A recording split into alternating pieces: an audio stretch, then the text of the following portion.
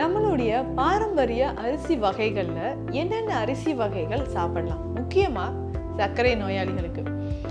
இந்த அரிசி வகைகள்ல எதெல்லாம் சாப்பிட்டா சர்க்கரை நோயாளிகளுக்கு ஒரு நரம்புகள் இல்ல எலும்புகள் தொடர்பான பிரச்சனைகளோ, தசைகள் மூட்டுகள் வலிமையாகிறதுக்கு ரொம்ப உதவியாக இருக்கும் அப்படின்னு சொன்னா, அந்த மாதிரி நம்மளுடைய லங்ஸ் நல்லா ஸ்ட்ரென்த்தனா இருக்கிறதுக்கும் உடல் ஆரோக்கியமாக இருக்கிறதுக்கும் கிச்சிலி சம்பா அரிசி ரொம்ப ரொம்ப முக்கியமானது.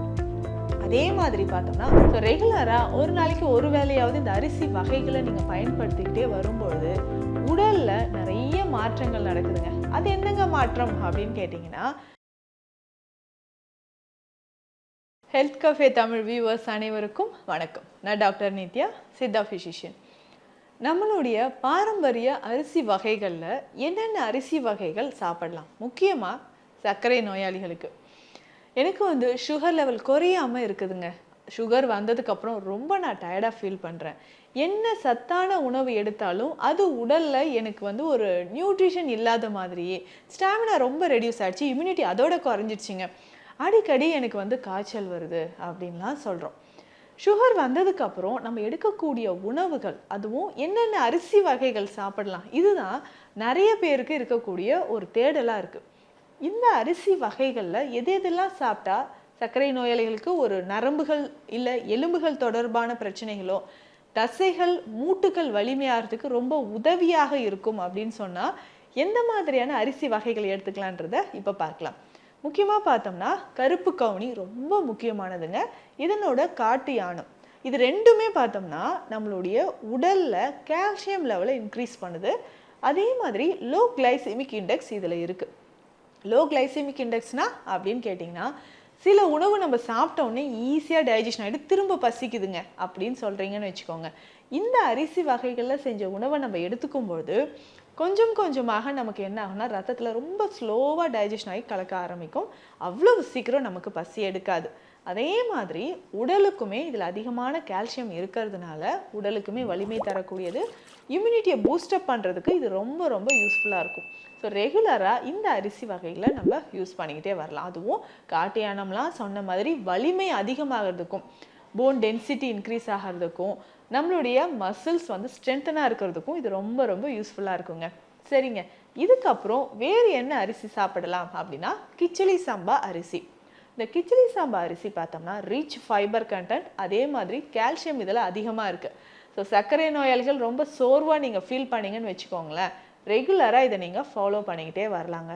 ஸோ நிறைய பேருக்கு இருக்கக்கூடிய ப்ராப்ளம் அப்படின்னு பார்த்தோம்னா டயர்ட் ஆகிடுவாங்க. கொஞ்சம் தூரம் நடந்தாலே நான் டயர்ட் ஆகிடுறேன். என் ஃப்ரெண்ட்ஸோடு நான் வாக்கிங் பாருங்கள், அவங்களாம் ஃபாஸ்ட்டாக போயிட்டே இருக்காங்க, கொஞ்சம் தூரம் நடந்தாலே டயர்ட் ஆகிடுறேன்னு நிறைய பேர் சொல்கிறீங்க.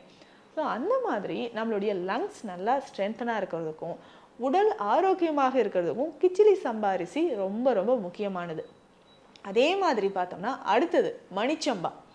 மணிச்சம்பா சர்க்கரை நோயாளிகளுக்கு ரொம்ப சிறந்ததுங்க. இதுவும் நீங்கள் பயன்படுத்திக்கலாம். ஸோ ரெகுலராக ஒரு நாளைக்கு ஒரு வேளையாவது இந்த அரிசி வகைகளை நீங்கள் பயன்படுத்திக்கிட்டே வரும்பொழுது உடலில் நிறைய மாற்றங்கள் நடக்குதுங்க. அது என்னங்க மாற்றம் அப்படின்னு கேட்டிங்கன்னா, நமக்கு சுகர் லெவல் நல்லாவே குறைய ஆரம்பிக்கும். ஒரு சிலருக்கு பார்த்தோம்னா எனக்கு HbA1c குறையவே மாட்டேங்குதுங்க, 8, 9, 10 இந்த ரேஞ்சிலே இருக்குது அப்படின்னு சொன்னீங்கன்னா, இது குறையிறதுக்கும் உங்களுக்கு ரொம்ப ரொம்ப யூஸ்ஃபுல்லாக இருக்கிறதுக்கு இந்த அரிசி வகைகளை நீங்கள் பயன்படுத்திக்கலாம். இதனோடு சேர்ந்து கைக்குத்தல் அரிசி ரொம்ப ரொம்ப யூஸ்ஃபுல்லாக இருக்கும். ஸோ கைக்குத்தல் அரிசி, அதே மாதிரி மட்டை அரிசி அப்படின்னு சொல்லுவோம், ரொம்ப பெருசு பெருசாக இருக்கும், பழுப்பு நிறத்தில் இருக்கும். இதுவும் நம்ம பயன்படுத்தும்பொழுது சர்க்கரை நோயாளிகளுக்கு மட்டும் இல்லைங்க, ஆர்த்ரைட்டிஸ் தொடர்பான பிரச்சனைகள், மூட்டு வலி இருக்கிறவங்களுக்கு ரொம்ப ரொம்ப யூஸ்ஃபுல்லாக இருக்கும். இதை தாண்டி உங்களுடைய HbA1c லெவல் குறையிறதுக்கு என்னென்ன உணவு முறைகளில் நீங்கள் அதிகமான கவனம் செலுத்தணும், கீரை வகைகள் எது எடுத்துக்கலாம் அப்படின்னு கேட்டிங்கன்னா, தூதுவளை கீரை ரொம்ப முக்கியமானது. ஸோ சர்க்கரை நோய் நமக்கு குறையிறதுக்கு தூதுவளை கீரை நமக்கு ரொம்ப முக்கியம். ஸோ இதனோட முடக்கற்றான், நல்ல ஒரு சிறு கசப்பு இருக்கக்கூடியதான் முடக்கற்றான். முடக்கற்றான் கீரையை நம்ம பயன்படுத்தும்பொழுது எலும்புகள், நரம்புகள் இது எல்லாமே நமக்கு வலிமையாகுது. சுகர் லெவல், நீரிழிவு நோயை கட்டுக்குள் வைப்பதற்கு நமக்கு இந்த முடக்கத்தான் கீரை ரொம்ப முக்கியமானது. இதுவுமே நம்ம உணவில் சேர்த்து நம்ம பயன்படுத்திக்கிட்டே வரலாம். சித்த மருத்துவத்தில் இருக்கக்கூடிய ஆவாரை குடிநீர், நாவல் கொட்டை கற்பம், இதை நம்ம பயன்படுத்தலாம். முக்கியமாக இந்த நாவல் கொட்டை கற்பம் தான் நமக்கு HbA1c லெவல் குறையவே இல்லைங்க, சுகர் லெவல் இன்க்ரீஸ் ஆகிட்டே இருக்குது அப்படின்னு நீங்கள் ஃபீல் பண்ணிங்கன்னா அது சரியாகிறதுக்கு உங்களுக்கு நாவல் கொட்டை கற்பம் பயன்படுதுங்க. ரெகுலராக இந்த நாவல் கொட்டை கற்பம் நம்ம பயன்படுத்திக்கிட்டே வரும்பொழுது உடலில் இருக்கக்கூடிய தேவையற்ற கழிவுகள் வெளியேறுது. இந்த சுகர் வந்ததுக்கப்புறம் லேடிஸ் நிறைய பேர் சொல்கிற ஒரு விஷயம் என்னென்னா, எனக்கு எக்ஸஸ் ப்ளீடிங் இருக்குங்க.